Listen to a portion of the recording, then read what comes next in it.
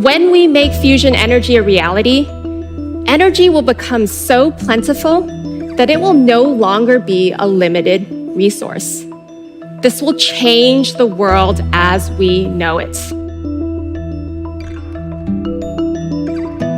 That was awesome.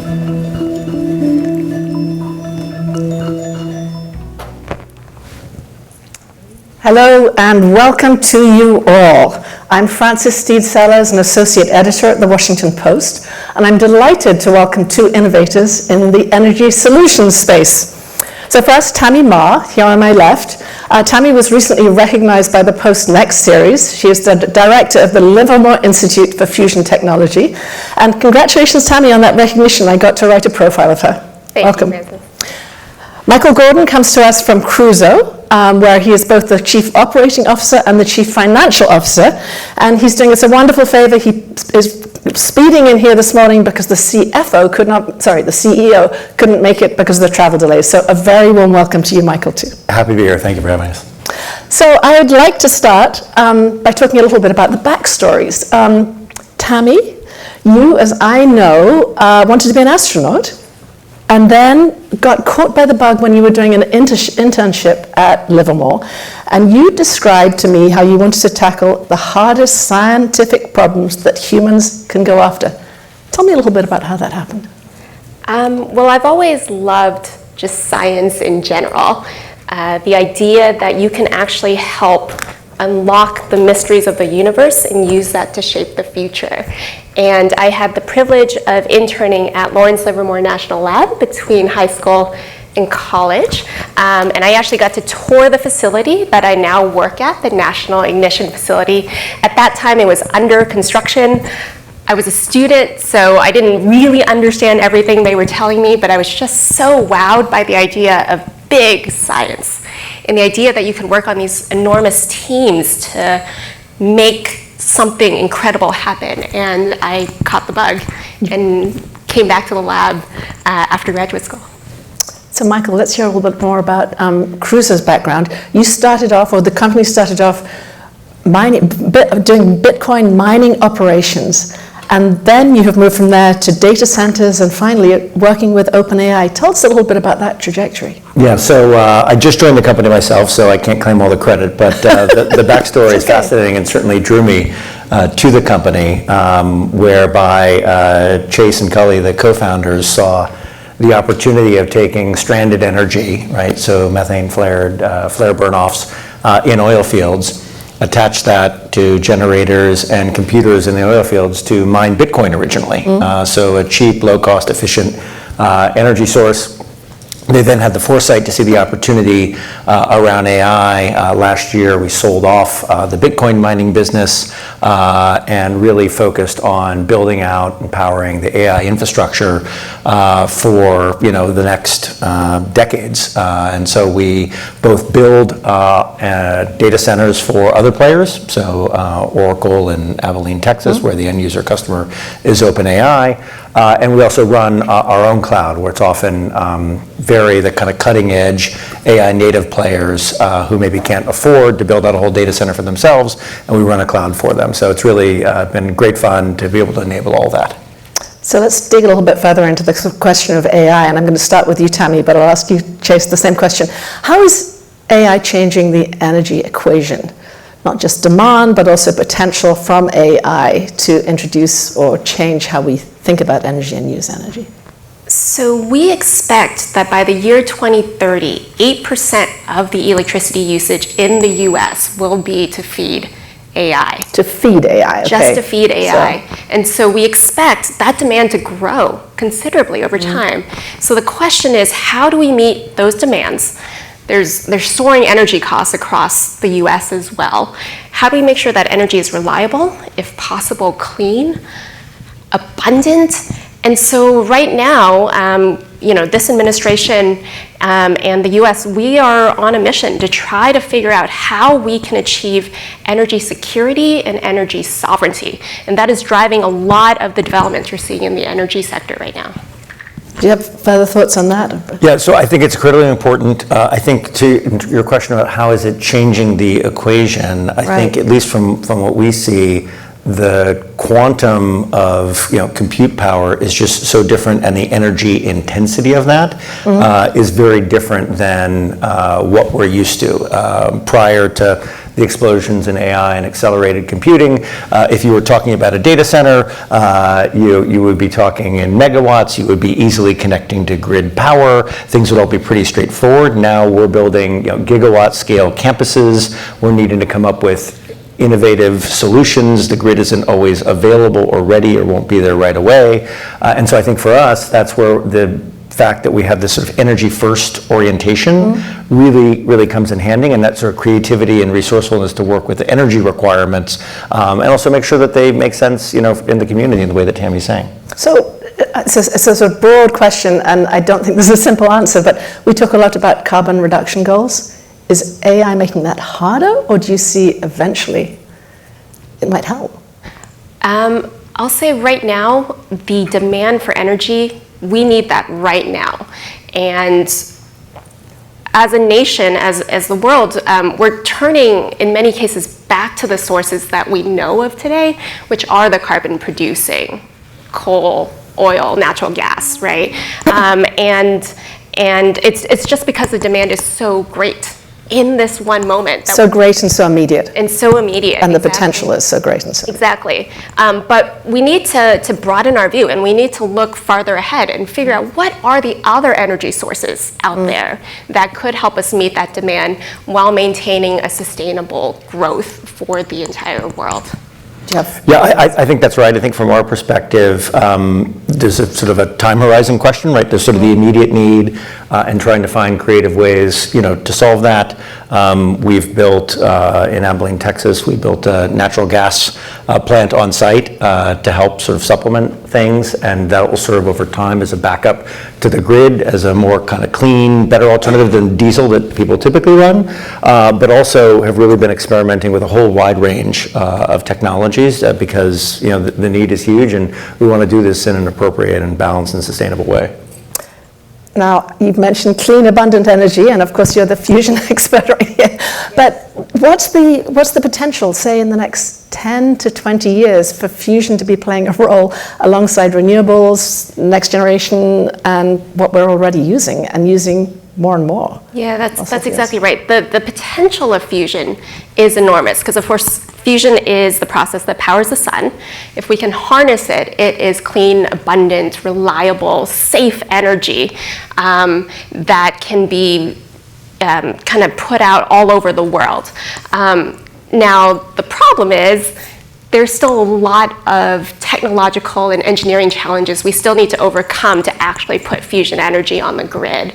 So what we've been able to do at Lawrence Livermore National Lab was in 2022, we achieved ignition, which was more energy out of a fusion reaction than the energy that went in to start it. And so that demonstrates the scientific feasibility of fusion. And you've repeated that, right? We've repeated it now 10 times total. And so we're getting to the point where it is robust. We're getting to the point where we're having a much better understanding of how to make fusion happen. But that being said, there's still a lot of challenges remaining. We got to find materials that can withstand the very extreme conditions. How do you bring all the subsystems together? How do you make it commercially viable so that you can compete with some of the other energy sources out there? But that being said, it really depends on political will. It does depend on funding as well. Those things are closely linked, but we're making good progress. I'd love you to talk a little bit more about stranded energy, which is a phrase you use. What exactly it means and where it plays in this goal of more energy, less carbon. Yeah, so as I mentioned, it's really part of the origin story, right. Of Crusoe and sort of the name, Crusoe, and Robinson Crusoe, who was stranded, right? And so that's where you get this opportunity or connection. And so I think that's very much been in the heritage and the DNA. To Tammy's point, the need is so large today that you can't solve all of it with that, but on our roadmap and the aspiration, we're investing a lot in innovation and R&D in testing different energy solutions to try and figure out what will be most effective and wind up with our ability to both meet the demand, do it in an economic way, but also do it in an environmentally responsible way. So tell me a little bit more. We've heard a little bit this morning about the pushback against data centers in some areas. We're very aware of their demand. Even if you can find a way to supply them with cleaner energy or save stranded energy to use for them, there's still pushback. And they still are growing and growing. How do you reckon with that? What's your future plan? Yeah, so I would say there are a couple things that are maybe worth talking about. I think that there are concerns sort of in the public perception, right, around different concerns or risks, right? Concerns about rates, concerns about water, other things like that. What we've found for Crusoe specifically is that our approach, resonates. When we go into communities, we explain what we do. We've met with great reception, whether it's in places where we're already up and running or new markets or territories where we're talking and getting, zoning approvals and things like that. I think our approach is a little bit different. We have helped pioneer a closed water system, so there's actually a fairly finite amount of water that you're using. Of people. I really wanted to ask you about water because the data centers evaporate off an awful lot of water supply. So they can. We, like I said, help pioneer a closed loop system, and so we're not having evaporation, and so you kind of fill it once. Okay.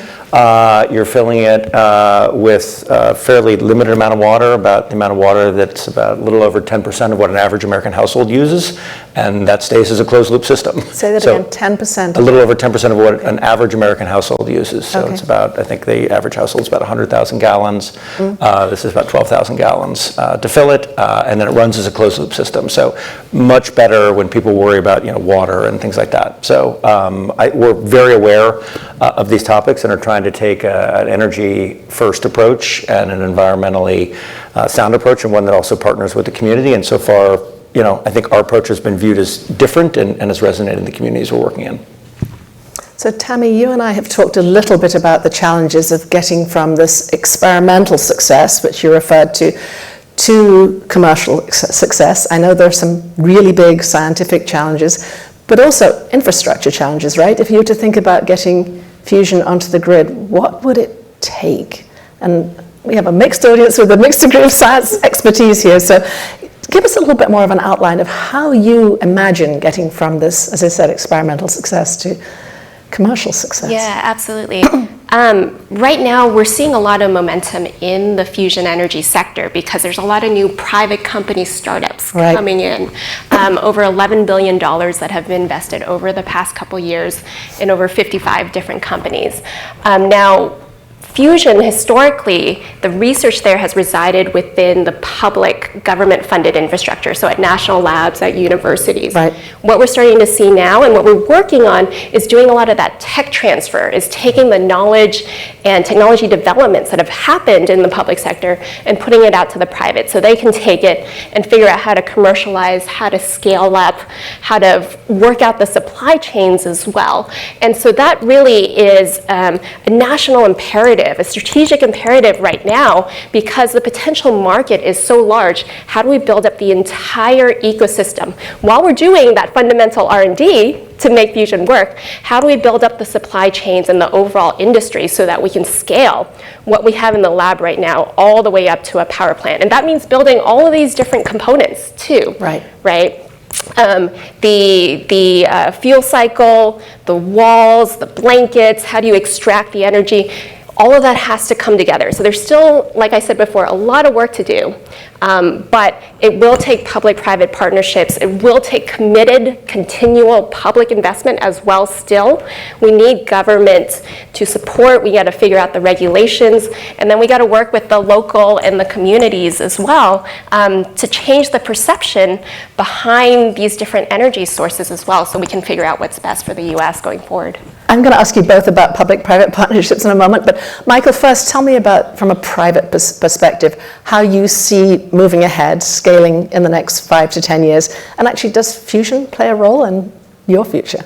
I would love it to. As I said, we've been very open to sort of all technologies and really experimenting, across the board. And again, the sort of the opportunity is huge. Our ambition is very large, and so we'll want to use sort of everything that we can that will efficiently, deliver against it. In terms of your question, more broadly in terms of, our future, we are really excited with the success that we've had so far. Certainly, there continues to be this voracious appetite for capacity. We see that both in terms of for the large hyperscalers who are looking for us to, build data centers for them, but also from this emerging crowd of what we would call AI native companies that are building and testing. And actually, as I was coming down here, I heard that there's one in the Fusion side who's actually using our cloud in order to do work for themselves to try and crack some of these codes that you're talking about. Tammy, let's get into this question of public-private partnerships, but also international work that you've been doing. You kind of see yourself a little bit as an ambassador or a diplomat for science, going around the world, but also working with private companies. Some private companies, and notably one in Virginia, have been working on a different form of fusion energy. How do you see this kind of collaborative work going ahead and the needs of people all around the world to deal with this energy crisis?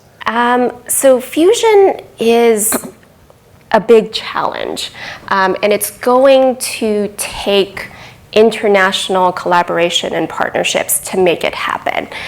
As much as I want and need the US to get there first, we really do need help from all around the world.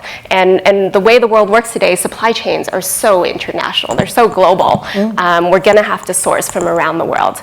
And in the meantime, science really helps to bring the world together and innovation, right? And so we see fusion as this really important component to reach out across borders and have the scientists keep up those relationships as like all these different geopolitical conflicts happen. We can continue to strengthen our bonds over pushing society forward through technology. Michael, from your point of view, what role would you like to see government playing in the energy future with this huge AI demand on the federal, state, or local level? Yeah, we interact and deal with all levels. I think the most important thing is just sort of clarity, right? When you are trying to serve the demand as large as it is, there's a huge opportunity cost to spending time on opportunities and then having them not convert.